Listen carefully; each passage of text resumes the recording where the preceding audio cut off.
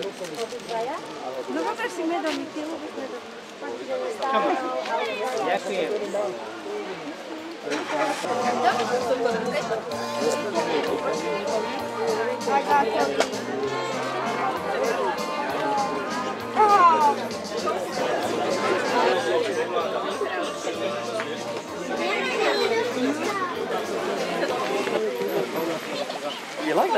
Vítam medzi nami pána inžiniera Kameníka zo Slovenského zväzu včelárov, ktorý je zároveň aj šéfredaktorom časopisu Slovenská včela.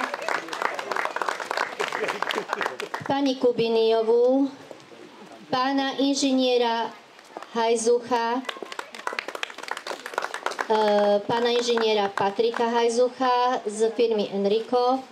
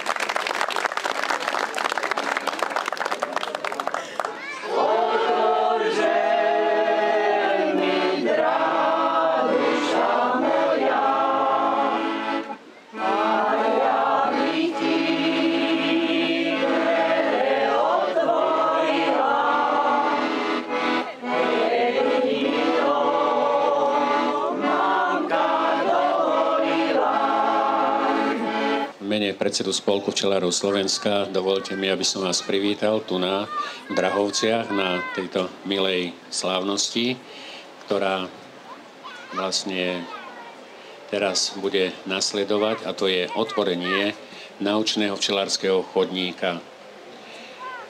V prvom rade bolo tu už povedané o význame včelárstva, bolo tu povedané vlastne aj o osobách, ktoré sa vybudovaniu tohto včelárskeho chodníka najvýš pričinili. A preto mne dovolte len, aby som aj z postu predsedu Spolku včelárov Slovenska poďakoval pánovi Miroslavovi Habrovi staršiemu. Jeho vlastne pozitívny prístup a za vlastne vynaložené úsilie, námahu a celú vlastne zvládnutie problematiky pri budovaní tohto naučného včelárskeho chodníka a taktiež pri tom, že dokázal svojim prístupom získať z radou mladých včelárov prvých členov do svojho včelárskeho krúžku mladých včelárov tu na Drahovciach, ktorý už druhý rok funguje vďaka nemu. Myslím, že veľmi aktívne a ktorý, ako sa vyslovil pán starosta, už napriek očakávaniu prekročil vlastne hranicu prvé desiatky a blíži sa k 20-ke prvých mladých nadšencov, ktorí do tohto krúžku majú záujem ho navštevovať a chodiť, aby sa dozvedeli tam vlastne o živote, význame včielky, o prínose, ktorý pre planétu a pre našu prírodu včielka má. Verím, že aj tento chodník naučný bude slúžiť nielen tomuto včelárskému krúžku, ale poskytne priestor aj pre, ako tu bolo povedané, aj staršie deti, pre študentov základných stredných škôl. Prajem všetkým, ktorí budú tento včelársky chodník využívať, pri svojej práci, pri práci s mládežou, s deťmi, aj samotným našim deťurencom, ktorí sú, a ktoré tu budú v rámci tohto naučného podnika tvoriť, aby naozaj tento podnik im dal základné vedomosti, základné informácie o včele, o význame jednak pre človeka v rámci včelých produktov, ktoré ponúka a jednak vlastne aj. Vážené dámy, vážení páni, vážení hostia, milí naši občania. Teší ma, že máme zase niečo nové v Dráhovciach, je to naučný chodník. Viete, že pred 3 rokmi sme zrekonštruovali kultúrny dom, založili sme Centrum voľného času a pustili sme sa do práce. Dnes sa môžeme pochváliť divadlom, môžeme sa pochváliť kinom Odiseovou mysle, ktorá vyhrala majstrovstvá Európy, a teraz sa môžeme chváliť novinkou, a to je včelársky chodník, naučný včelársky chodník, ktorý má slúžiť pre deti, pre včelárov a pre vzdelávanie vlastne všetkých základných škôl a detí. Takže tento náš včelársky chodník bude využívaný nielen našimi deťmi a našim krúžkom, ale bude využívaný aj širokým okolím, kde budú chodiť žiaci zo všetkých škôl. Je to taká pýcha, naša Dráhovská, niečo nové. Verím, že bude úspešné. Všetci, že na to budeme hrdí a sme na to hrdí. Ale v prvom rade chcem poďakovať pánu Habrovi, ktorý s touto myšlienkou prišiel minulého roku, založením včelárskeho krúžku, s tým, že ho bude viesť. Nielen, že ho vedie vzorne, ale ako ste už počuli, vie si na to zohnať aj peniaze, čo v dnešnej dobe je veľmi dôležité. A naraz. Ďakujem veľmi pekne. Ďakujem. A poprosím o slavnostný prípitok. My to naozaj to medovino pokrstíme tak, ako sa patrí.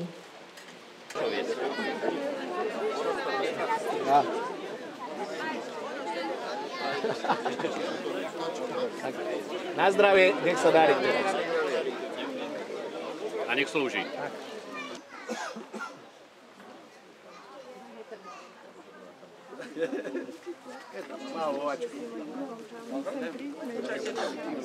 Tak máme ho ako patróna tejto? Áno, ako patróna. Poď sem. Ku mne. Tento figurálny úl, nazvaný Pichando, krstím v mene Otca i Syna i Ducha Svätého, nech robí dobrého patróna celému tomuto naučnému včelárskému chodníku. Ešte raz. Ďakujeme. Poďte, aby včely nabili. No to prídu, ak bude pekný čas, tak určite. Páči sa.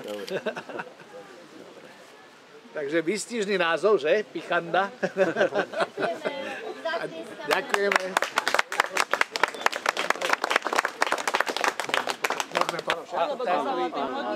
Tu budú chodiť vlastne tie školy, oni prejdú týmto chodníčkom a vnútri sa bude premietať, učiť a tak ďalej.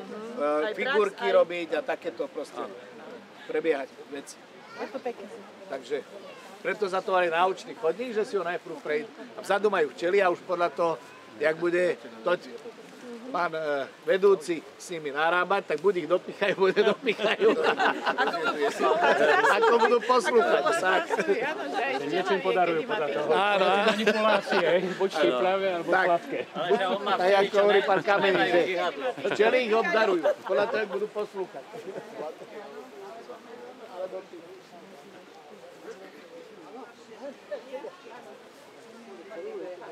Áno, to by... Čo tam dá, čo ja nevidím tak to ešte bolo super, áno. Hej. Pretože...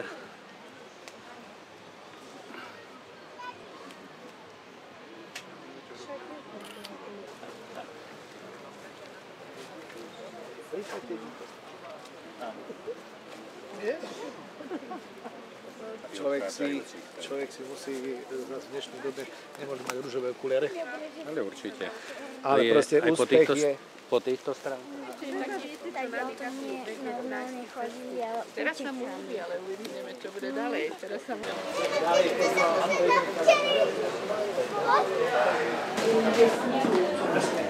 Predieral si do špajdlu.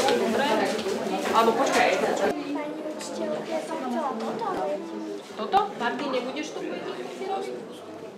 Nie. Nie?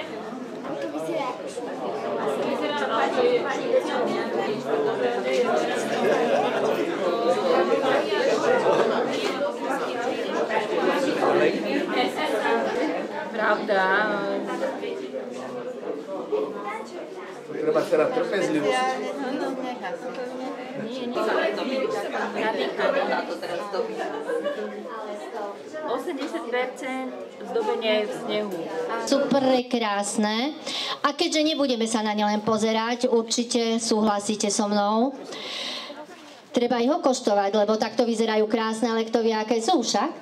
Takže teraz poprosím zasa našich vzácnych hostí, pána Kameníka a pána starostu, nech sa ujmú noža a nech nám tieto torty načnú. Poďte sa pozrieť a samozrejme ochutnať. Treba ochutnať. Príďte bližšie. Zároveň tak, spoločne, to je ono. Celkom mám to ide. Určite sú úžasné, sú prenádherné, prekrásne, jedna aj druhá. A teraz nech sa páči a môže rozdávať deti. Dobre? Ďakujem veľmi pekne. Boli zaseknuté. Tak to môže. Že ja môžem.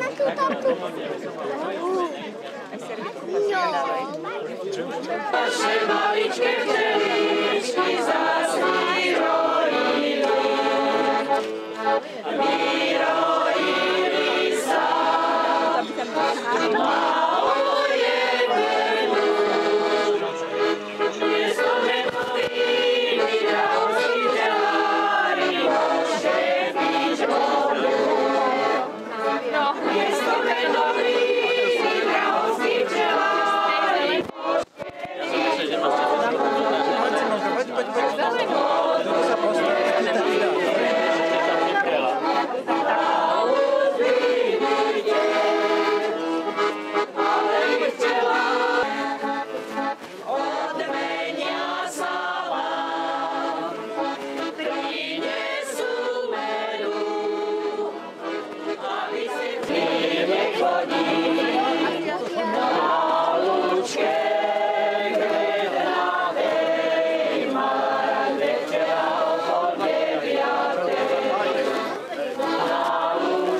Krstím v mene Otca i Syna i Ducha Svätého, nech robí dobrého patrona celému tomuto naučnému včelárskému chodníku.